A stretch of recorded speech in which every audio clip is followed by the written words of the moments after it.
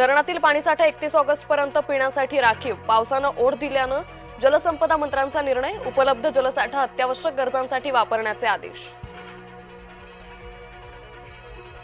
पुण्यात आजपासून दिवसाआड पाणी पुरवठा. महापालिकेकडून वेळापत्रक जाहीर. सम आणि विषम तारखेनुसार पाणी पुरवठा होणार.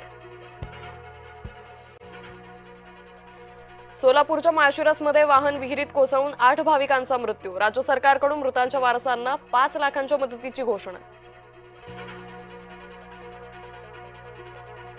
विदर्भ वगळता राज्यातील शाळा आजपासून सुरू. गुलाबाचं फूल देत विद्यार्थ्यांचं स्वागत. मुख्यमंत्री फडणवीस पनवेलमध्ये विद्यार्थ्यांशी साधणार संवाद. उद्धव ठाकरे यांच्या बैठकीला केवळ 4 खासदारांची प्रत्यक्ष उपस्थिती. काही खासदारांबाबत संशय कल्लोळ कायम.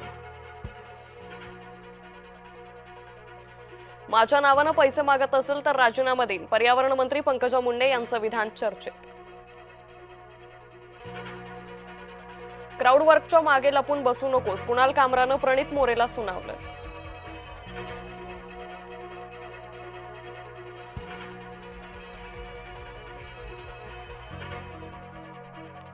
पंतप्रधान मोदी हे अमेरिकेचे आज्ञाधारक सेवक. राहुल गांधींचा पुन्हा हल्लाबोल.